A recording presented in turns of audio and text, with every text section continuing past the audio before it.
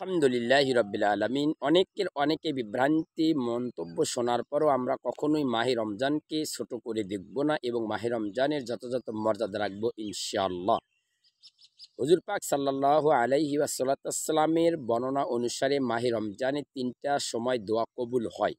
একটা হইতেছে যখন সারাটা দিন রোজাদার ইফতার সামনে নিয়ে, অর্থাৎ রোজা রাখা অবস্থায় মুখটা বান্দার শুকিয়ে যায়, এমন তো অবস্থায় সামনে অনেক রকমের ইফতারি আল্লাহ রাব্বুল আলামিনের নিয়ামত সামনে রাখার পরেও বান্দা সেই ইফতারিতে হাত দেয় না। এত নাজ নিয়ামত দেখার পরও যখন বান্দা সেই ইফতারিগুলোতে হাত দেয় না, গ্রহণ করে না, এই মুহূর্তে আল্লাহ রাব্বুল আলামিন ফেরেশতাদেরকে ডাক দিয়ে বলে, দেখো আমার বান্দারা এত নিয়ামত পাওয়ার পরেও তারা কেন সেই নিয়ামত গ্রহণ করতেছে না? তারা কি আমাকে দেখেছে? ফেরেশতারা বলতেছে না। তারা কি জান্নাত জাহান্নাম দেখেছে না? আল্লাহ রাব্বুল আলামিন ফেরেশতাদেরকে উদ্দেশ্য করে বলে, দেখো যারা আমাকে না দেখে, আমার জান্নাত জাহান্নাম না দেখে আমাকে এতটা বিশ্বাস এবং ভয় এবং আন্তরিকতার সহিত আমার এই সিয়াম পালন করতেছে, আমি রব্বুল আলামিন তাদের পিছনের সমস্ত গুনাহগুলো মাফ করে দিলাম। হে ফেরেশতা তোমরা সাক্ষী থাকো। আলহামদুলিল্লাহি রাব্বিল আলামিন। সুবহানাল্লাহি ওয়া বিহামদি সুবহানাল্লাহিল আযীম।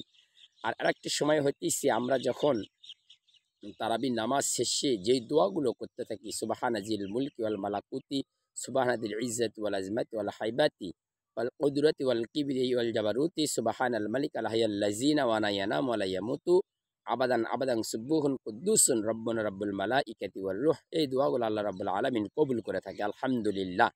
আরেকটি সময় হচ্ছে সিহরির সময়। আমরা সিহরির সময় কিন্তু রাতের অনেক ফজরের অনেক আগে আমরা ঘুম থেকে জাগা পাই, যেটাকে তাহাজ্জুদের সময় বলা চলে।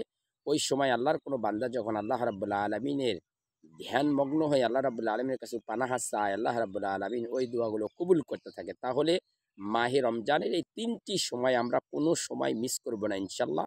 আমাদের যত কাজেই থাক আমরা এই ৩টি সময় মহান রাব্বুল আলামিনের কাছে আমাদের ফরিয়াদগুলো জানাবো। ও যুবক ভাইয়েরা, আমি আপনাদের অনুরোধ করতেছি, আল্লাহ রাব্বুল আলামিন মাহে রমজানে সবসময় দোয়া কবুল করে থাকেন। তো এই ৩টা সময় হলো বিশেষ একটি সময় এবং স্পেশালি একটি সময়, এবং আল্লাহ রাব্বুল আলামিন এই সময় বান্দাদের দোয়া কখনোই ফেরত দেয় না। আসুন আমরা মাহে রমজানকে গুরুত্ব দেই এবং আমাদের জীবনের সমস্ত গুনাহ খাতাগুলো আল্লাহ রাব্বুল আলামিনের কাছে তুলে ধরি, লজ্জাবোধ করি, চোখের কোনায় পানি নিয়ে এসে আল্লাহ রাব্বুল আলামিনের কাছে আমরা এতটুকুই বলি, আমরা আপনার বান্দা, আপনার গোলাম, আপনি ছাড়া আমাদের কেউ নাই, আপনি আমাদেরকে মাফ না করলে আমরা কোথায় গিয়ে দাঁড়াবো? এইরকম আকুতি মিনতি করে আমরা সেই মহান রব্বুল আলামিনের কাছে আমাদের জীবনের গুনাহগুলো মাপ চাই এবং আমরা সকল খারাপ কাজ থেকে নিজেদেরকে বিরত রাখার চেষ্টা করি এবং যাবতীয় যত অন্যায় করছি অন্যায় থেকে আমরা যেন মুক্তি পাই, এই রকমের আশা নিয়ে আল্লাহ রাব্বুল আলামিনের কাছে হাত তুলে অবশ্যই আল্লাহ রাব্বুল আলামিন আমাদের তওবাতুন নাসুহার মাধ্যমে জীবনের গুনাহ মাফ করবে আলহামদুলিল্লাহ।